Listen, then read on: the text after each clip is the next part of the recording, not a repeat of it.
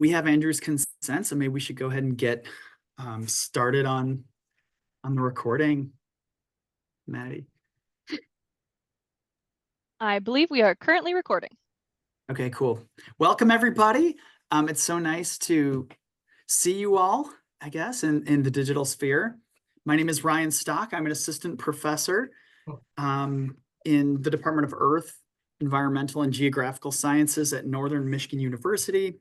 I'm an energy geographer and a political ecologist. And I am so honored to welcome a prolific energy scholar, Andrew Curley, here, an assistant professor at the University of Arizona School of Geography, Development, and Environment, a member of the Dene Nation, who's going to give a talk today entitled Carbon Sovereignty.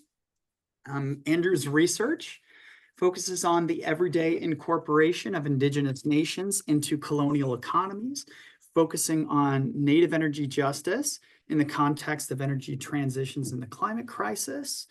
If you haven't done so already, you should check out Andrew's new book that was published last year called Carbon Sovereignty, Coal Development and Energy Transition in the Navajo Nation, published through University of Arizona Press.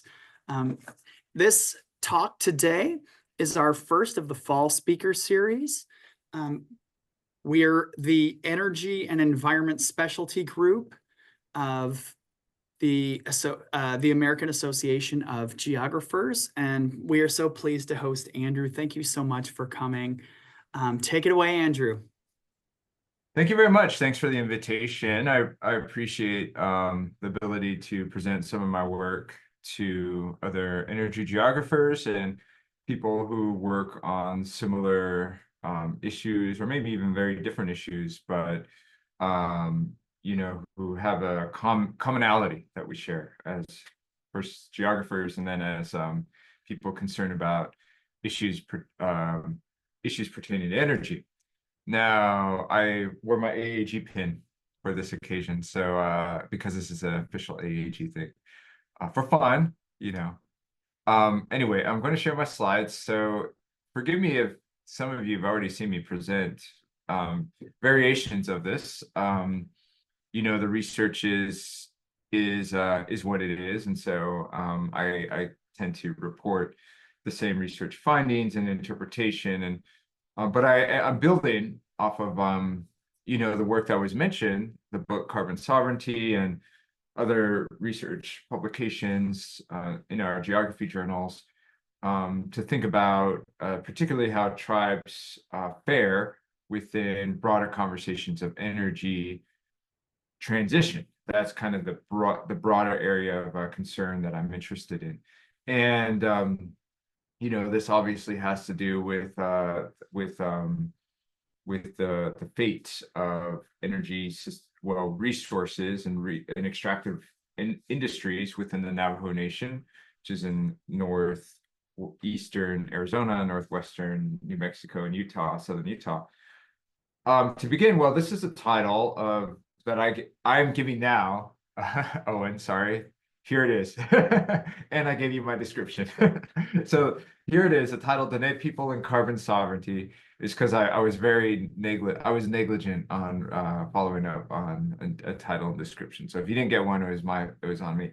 Anyway, so this is what we're talking about. The Navajo Nation, or Dene People. This picture, as you can see by the source information, was taken by an Arizona Republic reporter in 2017. And this was at the time when the largest power plant in Indian country, or on reservations in the surrounding areas, was fated to close and to be demolished. And since then it has been demolished. It no longer exists. But the idea of this story and the physical infrastructure you can see here featured in the picture is that it was tied in with a Dene sense of work and livelihood, especially in that part of the reservation, the western edge of the reservation. And I thought this picture was really helpful for showing that, because it actually has person in it, not just an infrastructure on the landscape, and shows that person at work. And so with the landscape in the background, and you can see Navajo Mountain there in the background, looking in that direction. So anyway, so that was the power plant that I ended up spending some time looking at, and I'll talk more about it now. I told you my energy levels are weird, and I kind of got sidetracked on my own story there. So to understand the issue of tribes in resource questions, I think these maps are helpful, even though they appear pixelated here. I'm sorry about that. Other places they're not so pixelated. I think it must be the updated Keynote that I just installed. But anyway, so this you can see an overlay between Indian lands in purple, or mainly these are almost all reservation lands. So you know, a lot of allotment lands like on the eastern end of the Navajo Nation don't appear here, at least not on this map. And Indian country designation, places are not reservation but have a large Indian population or Native American, self-identified Native American population don't show up, like this area in Gallup. So this is not the whole spatial story of Indian presence today on the land, but it's one version of that, and that's the reservation land base. And you can see here that with tribes, there's a lot of overlap of known oil and gas reserves. I can't think of a better word than where known oil and gas are, because you know our language is important. So I try to move away from industry terms, right? You know, like reserves or whatever you might call it, that is suggesting that these are resources. Even the word resources, like I argue in an essay elsewhere, that resources are a form of colonialism. The idea of turning the natural world into a thing that you feel is exploitable for human consumption or human use, especially in a post-industrial capitalist economy. Actually, this is an industrial capitalist economy, not even post-industrial. Like those words have importance, and we tend to just utilize them in our academic speak, but I think sometimes it's useful to critique them, or at least to caution our own vocabulary. So sometimes I'll stop and I'll think about what word am I using to talk about this. But anyway, so this is where oil is known to be found, right? Beneath, a lot of it is beneath reservation lands. And where I do my research, I hope you can see my cursor here, is here in the Navajo Nation. This little purple area it's also purple is the Hopi tribe in the center of the reservation. But so you can see there's a lot of oil and gas in the northern part. We call this Northern Agency within the Navajo Nation. I'll talk more about that toward the end. Those are the extra slides that I'll discuss. Coal fields where known coals, how do they put this here? Coal fields where known coal sources is also located a lot in and around Indian country. Here's Standing Rock, Northern Cheyenne and Crow, which have also, you know, utilize a lot of the coal near and around their reservations. This map was made, I should say, generated online before the closure of the NGS. So you could see here this little circle with the triangle in the center signifies a power plant, and that power plant is no longer there. So if you were to look at a map today, you know, using the same layers, you would not have the Navajo generating station. It would exclude that from this information, which would mean that you would not be getting an important source of information, which is the impact, especially the social impact of a power plant that size in the community. You would also not see the Kayenta mine, which is located here. That has also since shut down. And that was a source, that was a coal source for that power plant. It was directly linked through rail, as a lot of coal mines are with power plants. That's the conventional way that that energy is produced, and it had been there for decades, since the early 1970s.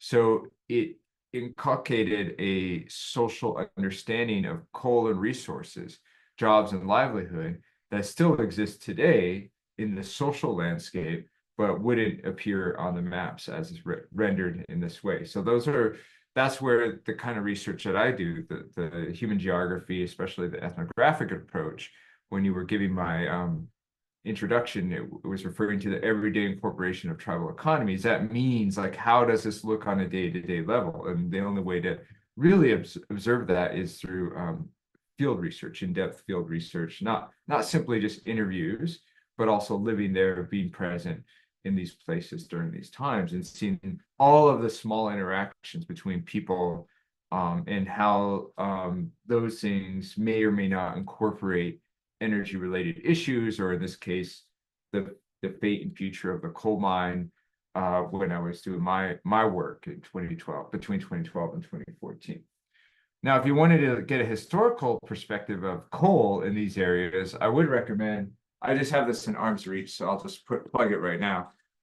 This book, I cited a lot. I really like it. Sovereignty for Survival by James Allison III. It's a history text, but it looks at Northern Cheyenne and Crow, and the rise of CERT, the Council of Energy Rich Tribes, in the late 1970s and early 80s. So it kind of goes back and forth between the tribal government and activist campaigns, much like the same research I do on the Navajo Nation, except my work was centered in 2012 to 2014 at a different juncture in our political conversations about energy, especially when we're talking about climate change. But this was really coming off the cusp of the Indian self-determination movement. So I really like this book. Anyway. This table I use a lot, and I tried to update this, but it's just not. Do I have? Yeah, I have some updated information, but the intent of this table is just to show that that there's an uneven effect with energy. So if you're focused on oil and gas, you might see different kind of energy questions presented to tribal communities and tribal governments, because the production of these things has increased on Indian lands, right? This is fossil fuel sales and production on Indian lands during these times. And actually, there's a new book coming out. I should have brought the flyer with me, by Angela Parker. She's also a historian out of the University of Denver. I'll look up the title of that book before the end of this presentation, but that one really focuses on the history of oil and gas. At least I haven't read it, but I've read the description in Mandan Hidatsa Arikara lands in North Dakota. So that's a different kind of picture, right? That's a different story unfolding. Here, the picture that I'm looking at is about the collapse of the coal industry from almost 3% of U.S. total production to 1.9 in 2014, and probably much less after that with the closure of the Kayenta mine. So it's just been like a collapsing industry, and that's the same story you see everywhere with coal. Is that coal has been on a precipice as a decline, as natural gas prices have decreased and utilities have moved to sourcing natural gas for their energy production. Coal mines and power plants have ceased operations, closed down, and been demolished. So you see this picture told in this graph here, nationwide, and then in Native American lands, or in Indian country, it's also had not as steep of a decline, but a gradual decrease since 2005. And these are more updated numbers in 2020. So you can see that coal is having a particular story. This map is coming out of my book, the one that was mentioned at the beginning of this presentation. It's very pixelated here, sad to say, but but what you can see here are more of the trust lands, the allotment lands on the eastern end of the reservoir. I sound like those guys on the Emmys last night. They were saying like I was like, these guys have all these filler words while they're talking, and only a few of them didn't do that. And so I was aware of that. Now I'm doing the same thing, so I feel bad about that. Anyway, so these are the what's important about this map is that the rail lines are shown here, and then the mine and the power plant. And basically, I just want to show you where the extractive economy was in the Navajo Nation while I was doing my field work. I was primarily focused in this area, the Kayenta mine that I mentioned, that these look like triangles on the previous map. Now you have more of a sense of how the mine sites looked on the reservation. And the Black Mesa mine, that mine closed down in 2006 because its buyer, the Mojave Generating Station, decided to close down rather than to fix their emissions that a court asked them to do. So they said, we'll just shut down at the end of our contract. So the Navajo Generating Station was located here, and this is the general area where I was doing my work. I had actually lived in Flagstaff for a year and then Kayenta for a year, especially during that time when the Navajo Nation was thinking about the future of this mine, and then lived in Sanders for another year while I was also following up on interviews with tribal officials and environmental groups. So this was between the years 2012 and 2014. And at that time, the Navajo Nation was considering the renewal of the land lease for this power plant. And that was important for the coal workers here in Kayenta, because if the land lease was not renewed, the power plant lease was not extended for another 25 years, then likely the power plant would shut down and the mine would then shut down, because the power plant was the only consumer for that coal. So both infrastructures were entwined in the same question, and they were presented to the tribal government at that time. The most powerful utility in the state of Arizona, the Salt River Project, was interested in renewing. They were the primary consumers of this energy, and they were interested in renewing this power plant lease at the time.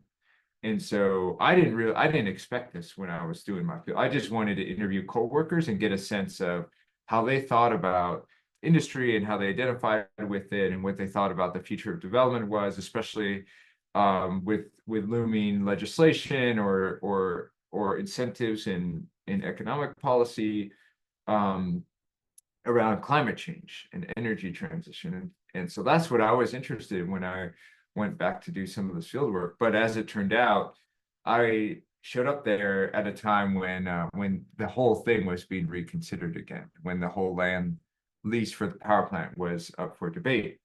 And that was interesting for me because, it's like a once in a 50-year process. Okay, because of the last time this lease was considered was in 1969. Anyway, so as I work through the findings and the way people thought about this and how they presented the issue to me, I coalesced around this concept of carbon sovereignty as a shorthand for what here I'm defining how Dene people expressed a sense of self-determination or authority over the resources. And they did this during their mobilization for against the renewal of that lease, of the land lease for the coal-fired power plant.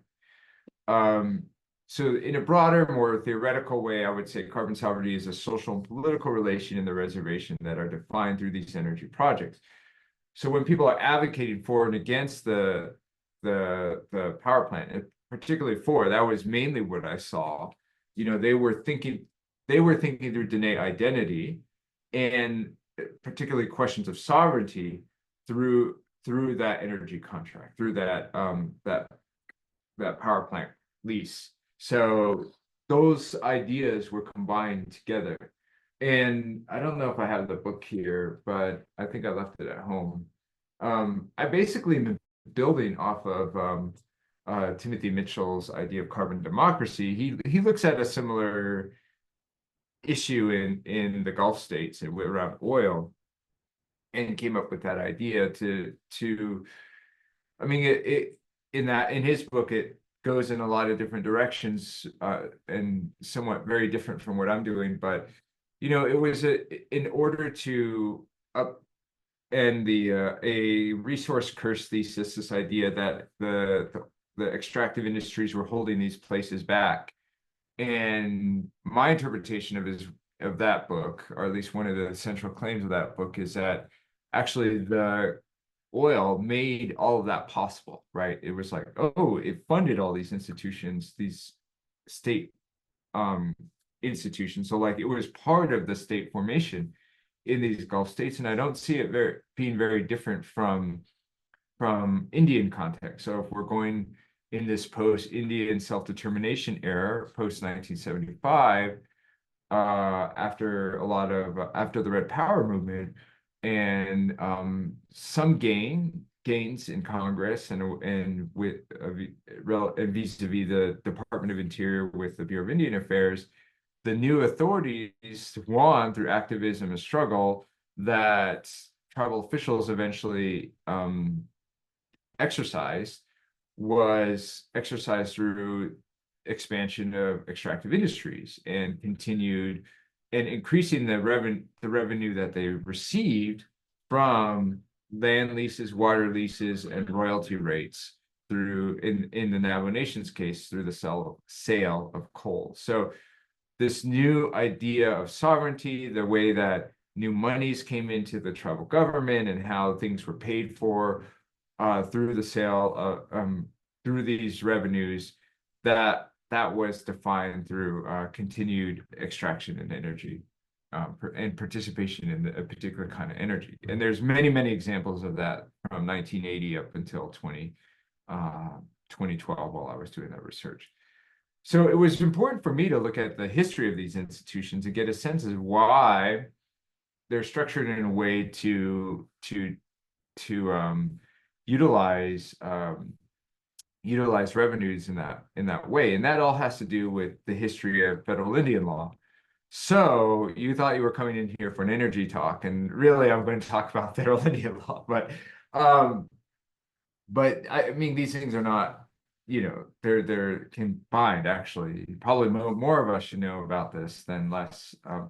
Especially if you're dealing with energy production in the US, knowing the status of tribes is very important, and the political authority of tribes is very important.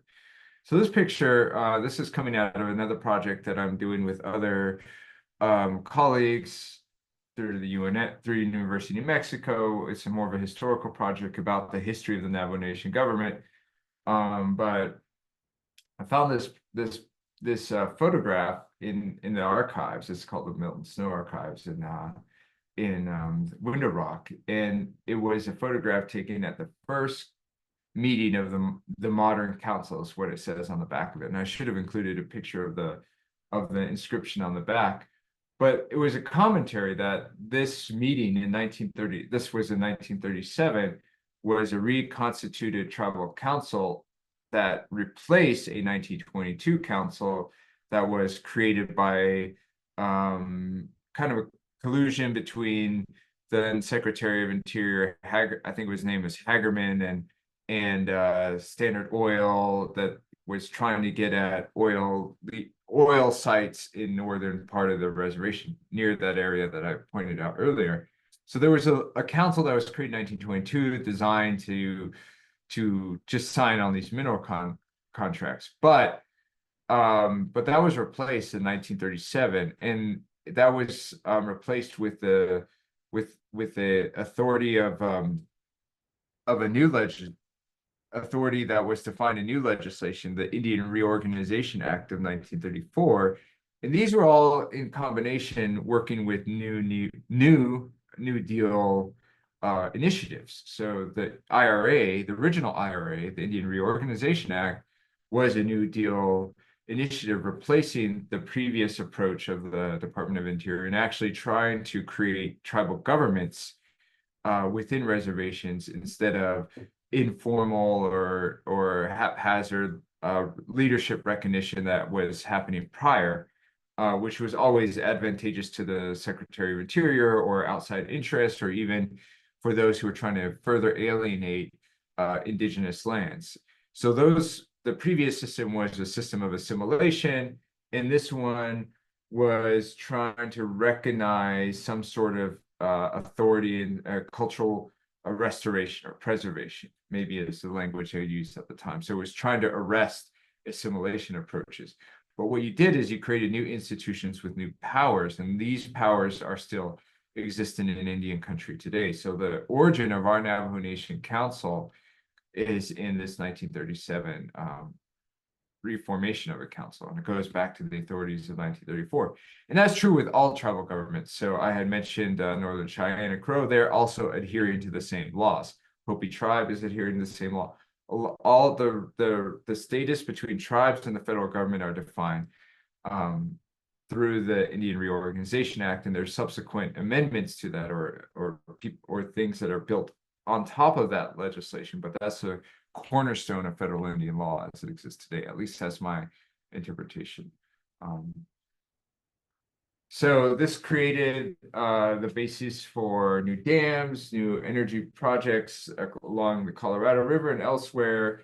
That was also part of the New Deal initiatives that were also part of a modernization of the Western states. And this is a picture of Glen Canyon Dam near Page, actually not too far from the first picture we saw, which was the Navajo generating station. And it's holding back waters from the Colorado River. Now, at the time that the Indian Reorganization Act was passed, the main energy, the new energy source that was on the horizon, especially for the Western states, was hydroelectric power. Right? And this was something that was being envisioned, especially for the Colorado River, from the 1920s. Especially into the 1930s. So like right around the time the council was made, you had the Boulder Canyon Act passed in 1928. That was the basis for the construction of the Hoover Dam. And that was to provide electricity to the expanding Los Angeles area, as well as create a reservoir for lower basin water states. So water and energy are working together at this point. Even if we don't really combine those issues, especially with climate change, we don't really think about dams, except that the reservoir waters are decreasing. We don't think about them as an intrusion onto the landscape, just as coal-fired power plants were, and oil extraction has been since then. So our tribal leadership was very supportive of these issues for most of that time. And this is a picture I found in the NAU in Northern Arizona University Archives with our former chairman, the first modern tribal chairman, according to the late historian Peter Iverson, Raymond Nakai. And so he's there cutting the ribbon for Navajo Dam. That one's, I think, no, Glen Canyon Dam, sorry, Glen Canyon Dam. And that was in the 1960s. And actually, if you want a larger history of this, I will plug another colleague's book that I really like. I'm like rolling my chair all over the place. The Foundations of Glen Canyon Dam. I just read this recently. It's really good. And that'll give you more detailed history about this. But yeah, so as she points out in that book, and as I found in the archives that I was looking at during the time of my research, the Navajo Nation government was wavering back and forth in the late 50s and early 60s in support of new dams on the Colorado River. These dams were envisioned to power the Central Arizona project. That was a compromise. There's a larger regional politics that the Navajo Nation was engulfed in, and often actor like the Secretary of Interior or Congressman Mo Udall, Secretary of Interior Stuart Udall, or our own tribal lawyer who is non-native, Norman Little, would be telling Navajo Council delegates various things, whether to support or not support proposed dam projects. And so we ended up passing a couple of resolutions, some in the one in 61 and 62 that were saying we support new dams along the Colorado River as a form of development and energy expansion. And then in 65 and 66, we have another resolution saying we're against these dam projects and we support coal-fired power plants. So these things were in flux. There was a lot of change on the energy landscape at this time that I thought was really interesting. Let's see, I went over a lot of these details already, so I'll just skip over these slides. What I'm trying to talk to you here about is the is the fact that the Navajo generating station, the power plant at the beginning of my presentation was actually a compromise between environmental groups and proponents in the state of Arizona for a new energy source in northern Arizona that could power a large canal that would divert water from the Colorado River into Phoenix and Tucson, where I am currently. And so the fact that this canal was agreed upon between the 7 Colorado River Basin states, California supported it, Colorado eventually supported it. That was a huge political win for Arizona. That was like a huge thing for them to do. But then at the last second, right before this was going to pass Congress, environmental groups, including the Sierra Club, opposed this whole agreement, this whole arrangement, because it was reliant on 2 dams being built here. And those were the dams I was talking about just a moment ago, one in Bridge Canyon and then the other in Marble Canyon. And you can see right here, the Marble Canyon dam site is listed on this map. After going back and forth, trying to figure out how they're going to satisfy the energy needs for the Central Arizona project, but also not offend the environmentalists who are still upset about the flooding of Glen Canyon Dam, right here, existent at that time. You know, that's a huge thing, right? You had these beautiful canyons that were suddenly submerged by this water reservoir, right? It had like landscape that you had to do salvage anthropology and just really take old Indian artifacts and then also like beautiful buttes and rock formations all suddenly submerged for this as a reservoir for upper basin water users and as a hydroelectric power source. And so people were like really getting upset by the submersion of beautiful canyons for energy and for these state building efforts. So this map I got out of the Stuart Udall papers here at the University of Arizona. And this is the first time I see that. I mean, there's description of this in books and history, but this is actually a document that shows the transition from thinking about dams into a thermal power plant or a coal-fired power plant at the time.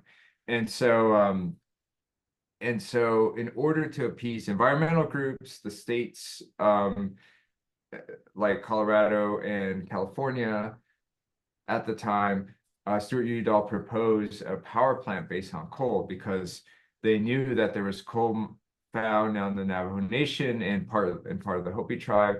And so they said, you know what, we could build a coal-fired power plant. This is going to be a win-win-win situation for us. So it'll be beneficial to the Navajos, to the Indians, I think is how they called us at that time. They'll have jobs. It'll be beneficial to the state because we'll have energy for the CAP, the Central Arizona Project, and then it'll be beneficial for the environment because we won't be flooding dams. So to me, it's interesting. It's interesting to put ourselves back in 1967 and to think about these issues as sovereignty issues, as environmental issues, and as energy development issues. And to say, like, if we were there at the time, you know, would we be supportive of that solution? Would that be a green solution, right? Would that be an environmentally sustainable solution? A lot of the environmental groups got behind that, not knowing or not appreciating the effect of carbon emissions and how that would contribute to processes of global warming and climate change. And so to me, it's just a warning sign that we can't be too certain about our environmental politics. And it's not to say that we should have complete doubt. It's just to say that, you know, when we're proposing solutions, often there's a cost. And I think we're starting to see that a lot with energy transition conversations with the rare earth minerals debate and about how, like, oh, our the electrification of cars, you know, moving away from combustion to electric car power is predicated on new sites of extraction in different places or in familiar places, right? Places have long-standing extraction sites are now sites for future extraction, or places that were not part of that are now being reincorporated into it. So the geography of that new rare earth mineral landscape is something to be determined. But, you know, the problem is that it's fundamentally reinforcing or in creating new sites of extraction, which in and of itself is environmentally degrading. The same thing is true with nuclear power. That's often used as an example of a solution for carbon emissions, but you're creating this new nuclear spent fuel that's been utilized in the nuclear reactors, and also creating new sources of energy extraction or extraction looking for uranium, as we've experienced on the Navajo Nation. So there's a lot of there's cost to all of these these clean energy projects. There is some today. We don't really talk about them because of the politics. We'd rather get these things solved than deal with than having a perfect solution. Well, it was the same scenario back in 1967. People wanted to solve the problem of getting water to Phoenix and Tucson rather than think about what were the longstanding environmental costs that they were putting onto the landscape. And then so they were like, hey, this power plant's great, let's go with it. So that was the story. So part of this narrative and where my research tends to focus is on the social implications of all of that.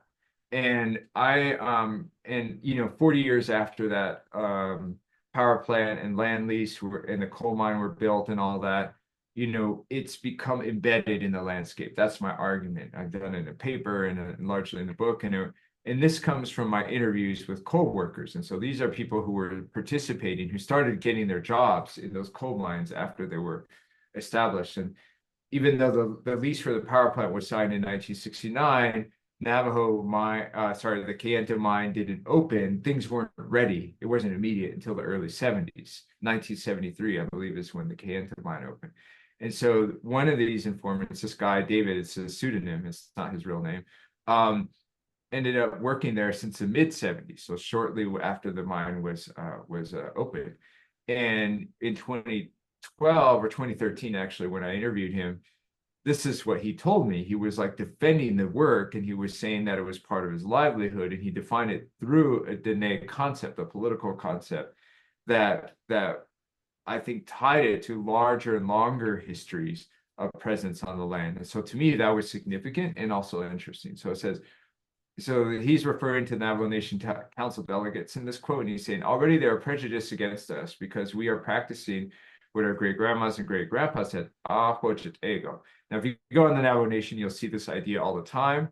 I actually am wearing a shirt. I forgot to show it, but it's a Just Move It shirt. It's it's a foot race that we have. And it says ego on the back of it, which means it's up to you. And in the case of the foot race, it means it's up to you to take care of your own health. But in the case of this quote, the way that the coworker was saying, it's going to be up to you to be somebody, right? To take care of yourself. So he says, we're not practicing what those delegates are doing over there, sitting around, going to bars, using all these negative stereotypes. No, we are doing what we were told. Ego, get up in the morning, make some money, good things will come back to you. We brought a little bit of progress. So it's not like progress in the modernization sense, but it's progress in the sense of they're taking care of themselves. And further in the interview, he would go on to say, look, I was able to send my kids to school. I was able to pay for this place that we're in, this home site that we're in, all the things around him, modest living, modest things. But he was saying I was able to do it through coal work. I was able to stay here on the land because of coal work. And that's kind of a paradox, right? You're engaged in an activity that's very destructive to the land, but you're able to stay on it because of the work that the coal industry entailed. So I took a lot of pictures at that time. This was with a film camera, so this is actual black and white camera film, and this was in a meeting of the Kayenta chapter during the time at which they were considering whether or not the chapter would support the lease renewal. And it was interesting for me to sit in that chapter meeting because a lot of the community members were supportive of the industry because obviously it was, it was a big economic important factor. Like a lot of the people who lived there worked in that mine, but also they experienced firsthand some of the immediate environmental impacts, sheep getting lost in the mine site or drinking poison water that's mixed in with coal, or coal dust blowing around them, or even aquifer springs drying up because of the use of aquifer water for that mine. And it wasn't just the Black Mesa mine that they use aquifer water, it was also the Kayenta mine. All mining is water intensive. Black Mesa mine was particularly bad because they use a coal slurry, but even in the Kayenta mine, they were using a lot of water. And this is a coal slurry actually. That was I don't know if this infrastructure is still there, but that was up in 2013 when I was driving around up on Black Mesa.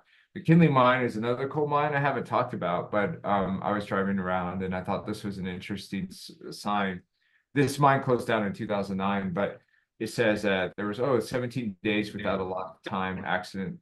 Previous record was 600, almost 3 years. So I don't know. I thought that was indicative of the fact that this work was very dangerous. You know, it was hard work, but it was also dangerous work. And then sometimes if you Google Peabody and Kayenta mine, you'll find lawsuits and cases of like wrongful death and things like that had to do with injury on site. And you know, just through my ethnography, just by me talking to people, I've heard of other accidents that were not reported that just happened. You know, that people just went to work with. So we're about to wrap up. We're 43 after, and I'm giving you some summary statistics. Nice way to wrap up. So since the closure of the mine and the power plant, there's arguably about 440 jobs that were lost, you know, which is a sizable number. It was decreasing since like its historic peak. You could see 265 in 2019. By the way, this data was compiled by she's since graduated, but is now Dr. Elena Lauder, who's also part of our energy group, right? You all know her, so so she helped me out with this. What I thought was a really good statistic was or an interesting statistic was land loss. So like the mine site, you saw that on the map, right? Like where it sits and on the reservation and how it looks. Well, this land becomes toxic after you mine it, and even though there's restoration, there's laws to try to restore that land, it still is not something you want to grow food on or graze your sheep on. And so in a way, even though it's still trust land, even though it's land that's still part of our reservation, it is not a kind of land that you can continue to use as you would with the rest of the land on the reservation. So it is land loss. So it's about 60,000 acres in total of land that's lost through this mine activity and mine work. So with the time I have left, which I told you this presentation runs long, I just wanted to go over some of my new research because some of you might have already heard this song and dance before. I'm working with two other researchers. I'm a co-PI on a grant. Monica Erkman out of Southern Methodist University in Texas. She's an energy lawyer, and then Daniel Ramey out of Resources for Future. And we're working on looking at the role of oil and gas for oil and gas tribes and how they're thinking about energy transition conversations. And so I was working with an emerging energy geographer, Ty Koster, who's a PhD student here at the U of A, to help me with these slides. So Southern Ute, this is adjacent to the Navajo Nation. They're an oil and gas tribe. They're not coal. They're getting a lot of their revenues from oil and gas, and it's a very different kind of industry. What I found so far, the embeddedness of it looks very different. There's not a whole lot of people working there, right? You saw all those coal workers, you saw like how they mobilized. They're part of this very public facing union. They were affecting the politics of the Navajo Nation. Oil and gas is subtler, right? It's more subtle. It is it's deceptive. It blends into the landscape differently. Even the like, I don't know. I don't want to say too much because I'm still in the process of researching, but it's very different. And the way people benefit from it is very different, right? Southern Ute Indian tribe is a per cap tribe, per capita resource distribution. So they get direct revenues from the profit of oil.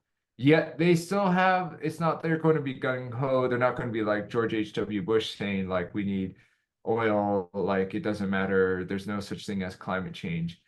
The people there are perceptive of this, and they think through the complicated and often the contradictory processes of extraction, of energy transition. I think that they have a really good sense of what of all of the complication that we try to intellectualize in our field or think about it analytically.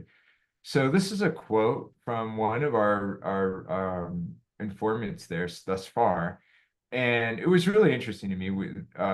They said, I could say that since fossil fuels were developed on the reservation, they've taken that resource and have, I do believe, utilized tribal knowledge in their decision-making process. They've taken what technologies are available to develop that resource, but they've also taken the responsibility from the cultural knowledge to find a way to be respectful of their neighbors and of gaining the technology expertise to find a balance to develop that resource. And they will continue to update their knowledge, try to maintain some kind of balance that does not create a negative impact from their point of view.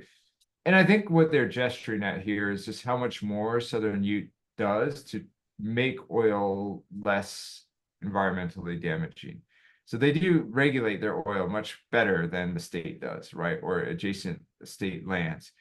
And the whole area is dotted with oil extraction, but you know, the reservation oil wells and the ones off the reservation are very different, and definitely you can tell the difference between Southern Ute and outsiders. And so that's, I think, what they're talking about here.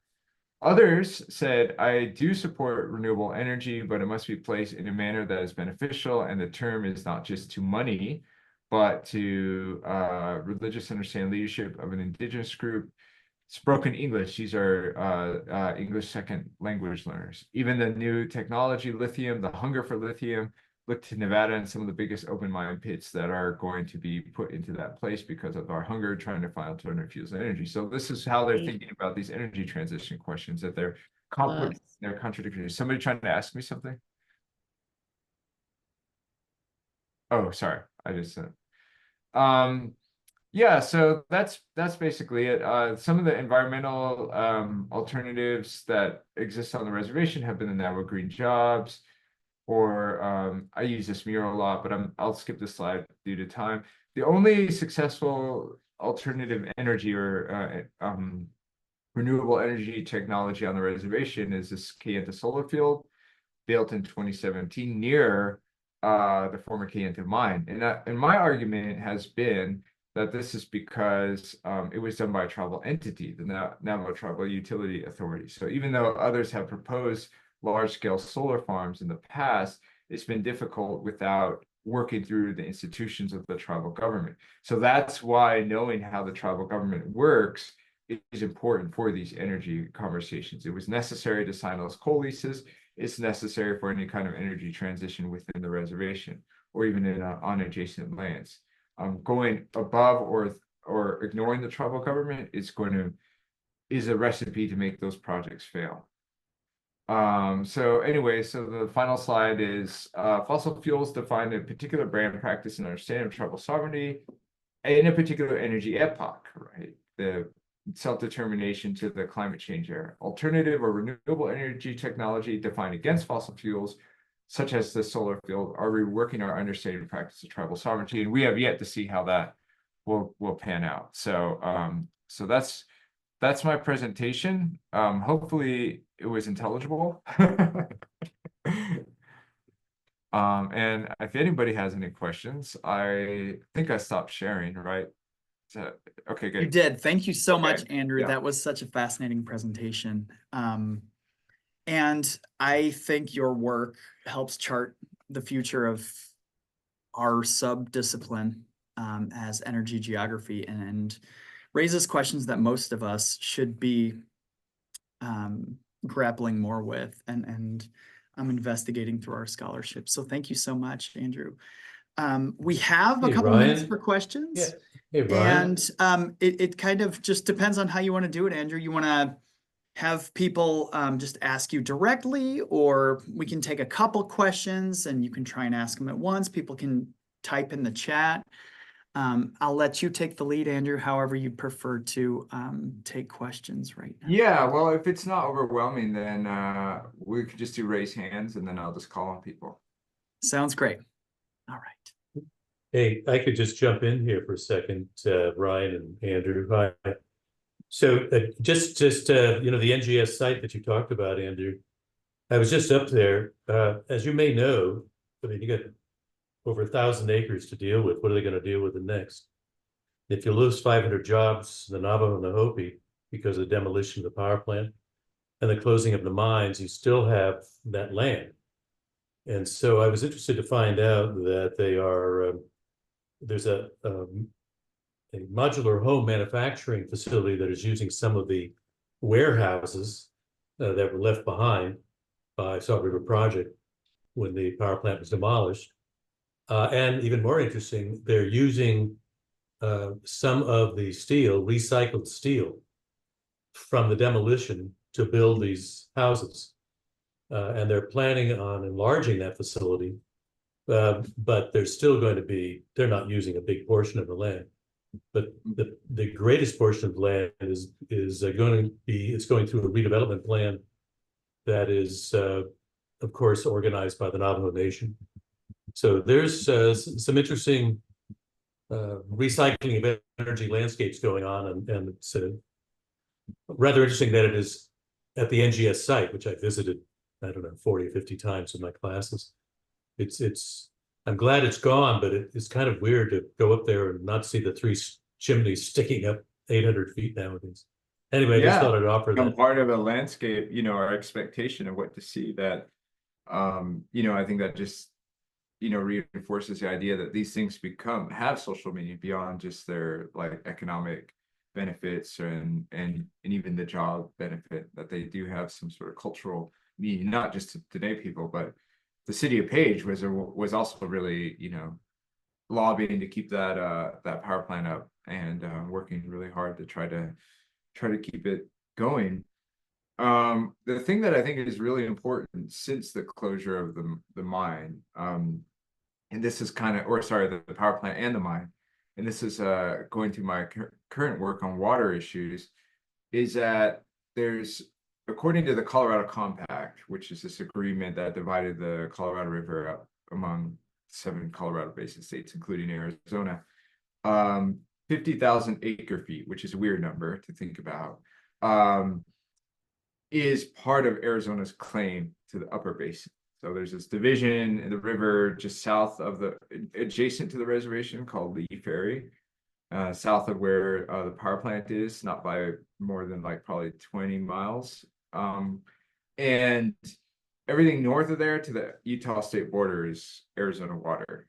And because of this lease, we were prohibited from accessing that water.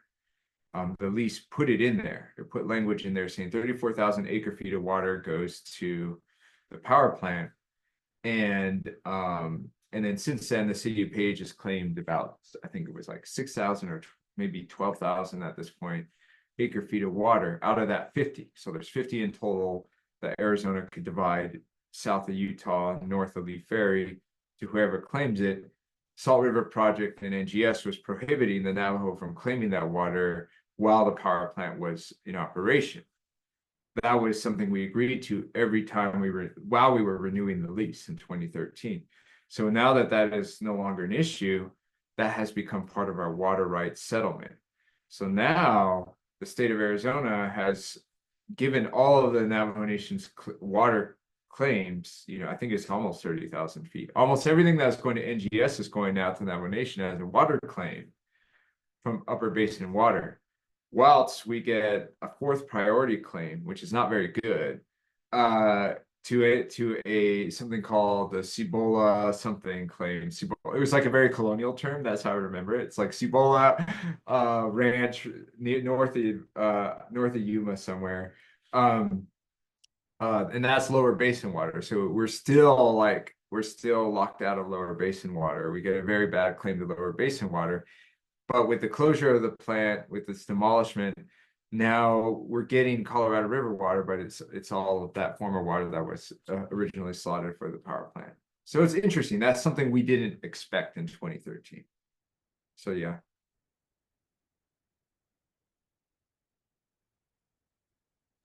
Are there any more questions for Andrew?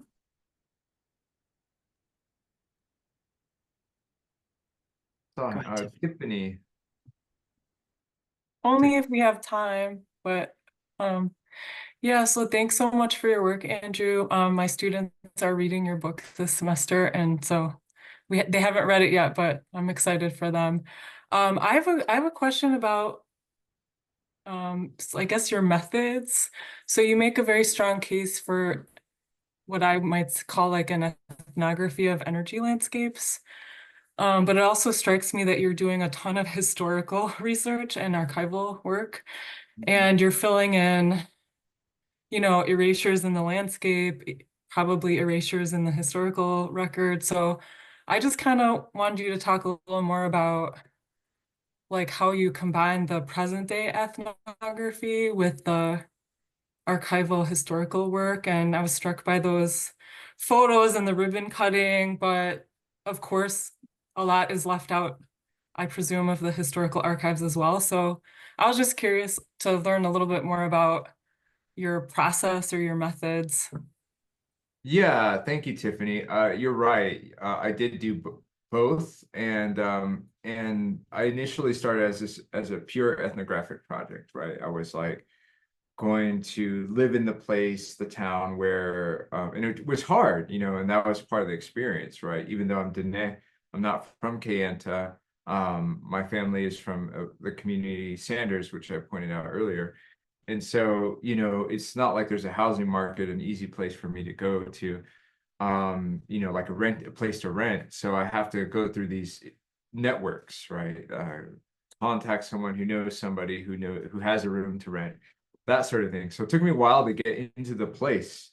But that's very important, right? To be in the town, to be in the community that you're describing, and to get a sense of how people are living there. What else are they talking about beyond just the issue you find important, and how that issue is like incorporated into their everyday lives, like I was referring to earlier. And it's part of large other anxieties towards embetterment, towards development, what they see as economic development, which is bringing jobs and a certain kind of access to money making opportunities, not in a capitalist way, but just for everyday survival type stuff. So and then also thinking about the networks of distribution, the kinship networks that come from a wage earner, and how they fulfill their relationship to other people through the monies that they're making, and how they're paying for certain things. Car repair, groceries, ceremonies, all of that kind of stuff is combined into this issue of coal, in the case of where I was doing research, but of community life.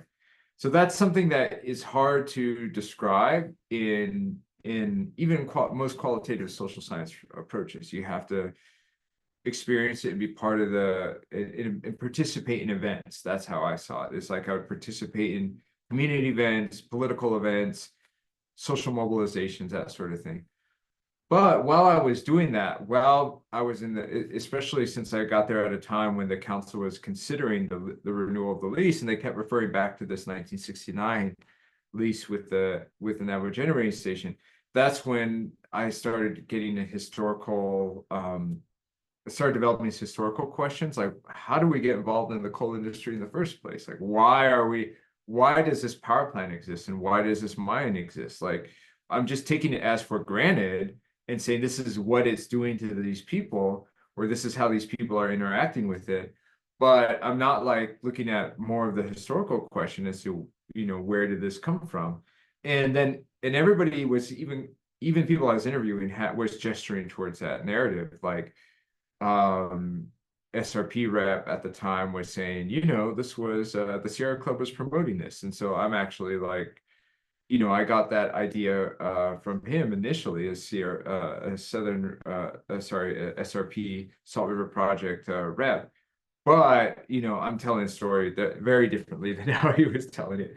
But yeah, so I ended up doing some archival work when I wasn't interviewing people, and which was hard. People were a little bit guarded around these questions at the time. It's a sensitive topic. It's politically important, and it's about their work and their livelihood, and they don't want to be seen as undermining that, or be seen as complicit in some sort of negative narrative.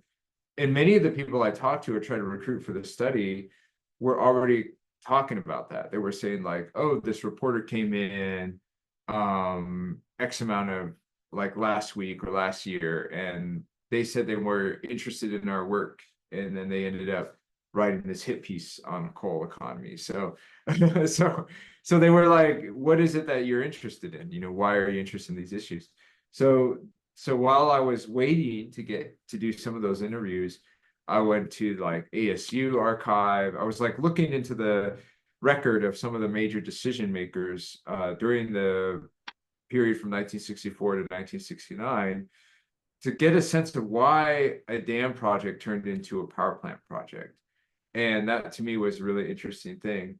And some of those records were missing actually. So I found this report in the Washington Post from 1969 by this reporter who has since passed away named William Grider. And he was saying that the 34,000 acre feet of water that was going to Navajo Generating Station wasn't for the need of the power plant, but he had interviewed someone working in the Department of Interior who said it was to appease a politician, a congressperson from Colorado, who at that time the rules were different, and so it was a House Insular Affairs Committee was to hear the legislation that would fund CAP, the Central Arizona Project. And this was super important for Arizona. And he was holding that up until there was some sort of guarantee that that project wouldn't take away from upper basin water users. And that guarantee, allegedly in this story, came in the form of Navajo water claims. So they said, we will say that Navajos can't claim upper basin water rights. We'll put it in contract. We'll put it in this lease agreement. It's not a compact. It's not a legislate. It's not like litigious, you know, a settlement like what we're dealing with now. It's a lease agreement. So the tribe will agree to not ask for 34,000 acre feet so long as the power plant is in operation. And that helped that congressman, Wayne Aspinall, to support legislation to move CAP forward and eventually pass Congress.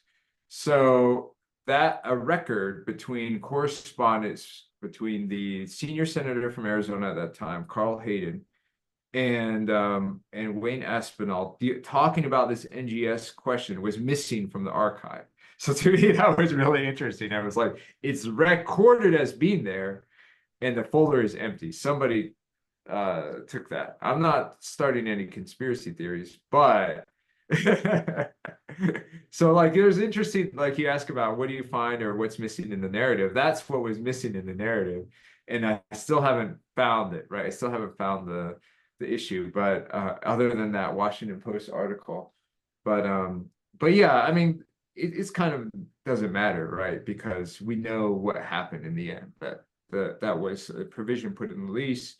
And it was only until 2024 that we were able to ask for that water.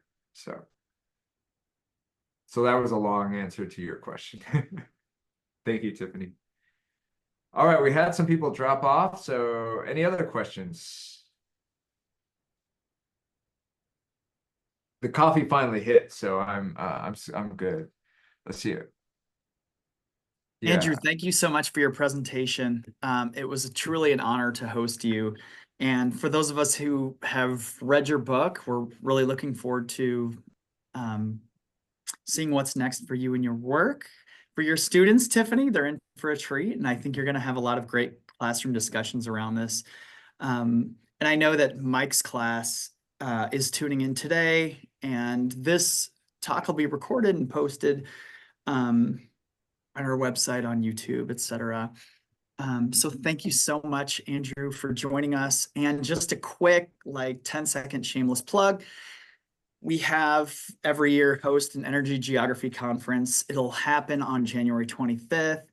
So hopefully we'll have more presentations like Andrew's around topics related to energy justice, energy sovereignty, etc.